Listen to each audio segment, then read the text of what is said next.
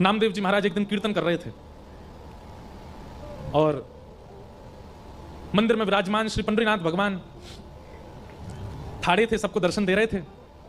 और दर्शन देते देते श्री ठाकुर जी इतने व्याकुल हो गए कि पीछे खड़ी हुई रुक्मणी जी से कहने लगे, बोले रुक्मणी जी, बोले हाँ जी बताओ, हमसे रुका नहीं जा रहा है। बोले क्यों नहीं रुका जा रहा, मतलब? बोले नामदेव जी इतना सुंदर कीर्तन कर रहे हैं, इतने आनंद से नृत्य कर रहे हैं, इतने सारे वैष्णव मिलकर के करताल बजा रहे हैं, मुझसे रुका नहीं जा रहा। मेरा मन हो रहा है कि मैं भी कीर्तन में चला जाऊं, जाकर के नृत्य कर लूं थोड़ा सा। रुक्मणी जी बोली, आप यदि चले गए तो यहां दर्शन कौन देगा सबको? बोले दर्शन की तो बात ऐसी है कि आप भी हमारी तरह ही खड़ी हो, थोड़ी देर के लिए आप ही हमारा मुकुट पीतांबर पहन के खड़ी हो जाना, सब आपको विट्ठल समझ के प्रणाम कर लेंगे, हमको जाने दो। रुक्मणी जी बोली, चलो एक बात तो बन गई कि आपकी जगह मैं खड़ी हो जाऊंगी, लेकिन आप अगर कीर्तन में जाएंगे, आपके जाते ही सब खड़े हो जाएंगे, सब कीर्तन रोक देंगे, सब आपके स्वागत सत्कार में लग जाएंगे, आपके पांव छूने लगेंगे, कीर्तन के बीच में विक्षेप डालने के लिए आप जाओगे। ये बात सुनकर के ठाकुर जी रुक गए, बोले कि नहीं ये तो सही है, हम अगर गए तो श्री नामदेव जी भी कीर्तन विश्राम कर देंगे, पूरी जनता खड़ी हो जाएगी, हमको देख करके सब लोग प्रणाम वंदन करने लगेंगे, कीर्तन जो इतना सुंदर चल रहा है विश्राम हो जाएगा।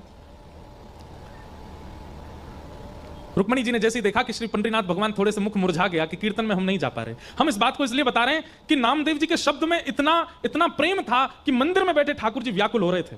नामदेव जी बुलाने नहीं गए, ठाकुर जी व्याकुल हो रहे हैं कि मुझे कीर्तन में जाना है। हम सामने खड़े होकर पुकारते हैं, ठाकुर जी को कोई फर्क नहीं पड़ता, यूं ही खड़े रहते हैं। लेकिन नामदेव दूर कहीं पंडाल में बैठ करके कीर्तन कर रहे हैं और ठाकुर जी मचल रहे हैं कि मुझे जाना है वहां पर। रुक्मणी जी ने जैसे देखा ठाकुर जी का मुख मुरझा गया तो रुक्मणी जी बोली, एक काम कीजिए। बोले क्या? ये आप काली कमली ओढ़ते हैं ना, इसी को सॉल बना करके और ढक करके अपने आप को और आप चले जाओ कीर्तन में।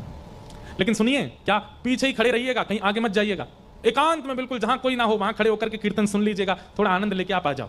ठाकुर जी बोले ये बढ़िया युक्ति बताई। ठाकुर जी ने तुरंत सॉल ओढ़ी और पूरा अपना सर्वांग अंग ढक लिया, काली सॉल, कालो लाला दिखाई तो दे मैंने लेकिन ठाकुर जी की पहचान तो चाल से ही हो जाती है, उनकी चाल ही ऐसी मदमस्त है कि कोई ना पहचाने। लेकिन फिर भी ठाकुर जी को यह था कि विक्षेप नहीं हो कीर्तन में, मैं पीछे जाके खड़ा हो जाऊंगा। आहा, ठाकुर जी पीछे आकर के खड़े हो गए। हजारों की तादाद में वैष्णव बैठे थे और श्री पंडरीनाथ भगवान पीछे खड़े होकर के एक दीवार से टेक लगा करके मधुर भाव से नामदेव जी का कीर्तन सुन रहे हैं। और सुनते सुनते सुनते सुनते जैसे जैसे कभी कभी श्रोताओं में उचंग आती है ना, ऐसे ठाकुर जी में उचंग आने लगी। और जैसे ही कीर्तन की गति लय तेज हुई, थोड़ा कीर्तन की गति तीव्र होने लगी, श्री ठाकुर जी भूल गए कि मुझे सबसे छुपना है। वहीं कमर पर हाथ धर के उछल उछल करके कीर्तन करने लगे, नृत्य करने लगे। और नृत्य करते करते ठाकुर जी के नेत्र बंद हो गए। अब जैसे ठाकुर जी नृत्य करने लगे, धीमे धीमे जनता में प्रवेश करने लगे। अब पहले तो लोग उनको जगह नहीं दें अंदर आने की, लेकिन जैसे पीछे मुड़ करके देखें कौन है धक्का दे रहा